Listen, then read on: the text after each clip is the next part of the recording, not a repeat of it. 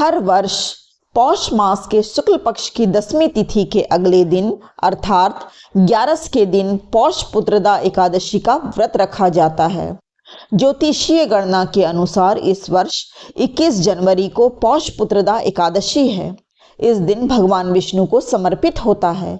इस दिन साधक एकादशी व्रत रख भगवान विष्णु और मां लक्ष्मी की पूजा करते हैं। इस व्रत के पुण्य प्रताप से साधक को सभी प्रकार के सुखों की प्राप्ति होती है। निसंतान और नव विवाहित स्त्रियां पुत्र प्राप्ति हेतु पौष पुत्रदा एकादशी का व्रत रखते हैं। शास्त्रों में निहित है कि पौष माह के शुक्ल पक्ष की एकादशी व्रत करने से व्रती को पुत्र रत्न की प्राप्ति होती है।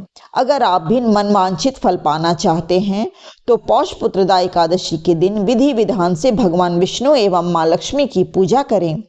साथ ही पूजा के समय ये व्रत कथा पढ़ें अथवा सुनें।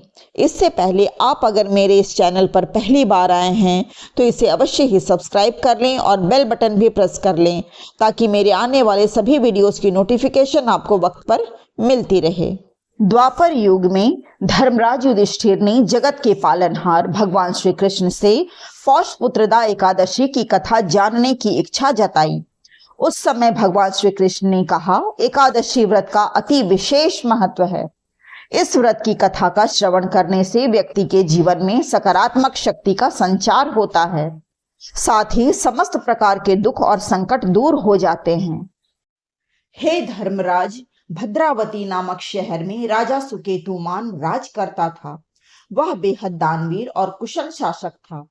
सुकेतुमान के व्यवहार से प्रजा हमेशा खुश रहती थी। उनकी पत्नी का नाम शैव्या था।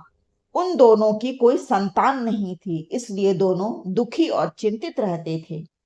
संतानहीनता के दुख को झेलते हुए एक दिन राजा ने अपना राजपाट अपने महामंत्री को सौंप दिया और अपनी पत्नी शैव्या के साथ वे वन के लिए चल दिए। राजा रानी ने आत्महत्या का मन बना लिया और घने वन के अंदर वो चलते चले गए।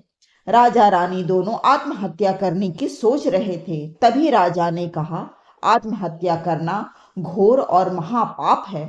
आत्महत्या किसी को शोभा नहीं देती। और उसी पल उन्हें वेद पाठ और मंत्रोच्चार की ध्वनि सुनाई दी और दोनों उसी ध्वनि की ओर चल दिए।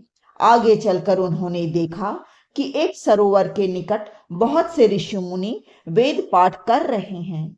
राजा सुकेतु और उनकी पत्नी रानी शैव्या ने उन सब ऋषिगणों को प्रणाम किया। राजा सुकेतु अपनी पत्नी शैव्या के साथ उन सब ऋषियों की सेवा में लग गए और ऐसा करने से वे सभी ऋषि उनसे प्रसन्न हो गए। फिर उन्होंने कहा, हे वत्स, तुमसे हम प्रसन्न हैं, इसलिए वर मांगो। तुम क्या मांगना चाहते हो? तब राजा ने कहा, हे प्रभु, भगवान नारायण की कृपा से सब कुछ है, लेकिन मेरी कोई संतान नहीं है। अगर पुत्र ना रहा तो मेरा पिंडदान कौन करेगा? कौन पूर्वजों को तर्पण करेगा? बस हमें एक पुत्र का वरदान चाहिए। राजा की बात सुनकर सभी ऋषि मुनि श्रेष्ठों ने कहा, राजन, यदि तुम और तुम्हारी पत्नी पौष मास की शुक्ल पक्ष की एकादशी का व्रत पूरे नियमों के अनुसार करोगे तो तुम्हें संतान की प्राप्ति अवश्य हो जाएगी। और ऐसा सुनकर राजा और रानी अपने राज्य भद्रावती वापस लौट गए।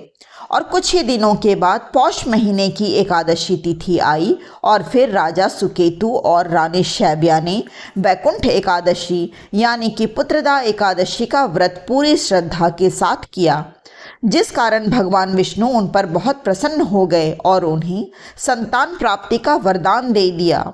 कुछ दिनों बाद रानी शैव्या ने गर्भ धारण किया और 9 महीनों के बाद एक सुंदर बालक को जन्म दिया।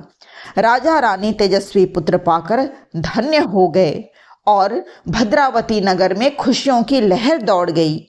कहा जाता है कि कोई भी व्यक्ति अगर श्रद्धापूर्वक भगवान विष्णु की पूजा अर्चना करता है और पुत्रदा एकादशी का व्रत करता है तो उसकी सभी मनोकामनाएं पूर्ण होती हैं और उसे संतान की प्राप्ति भी होती है।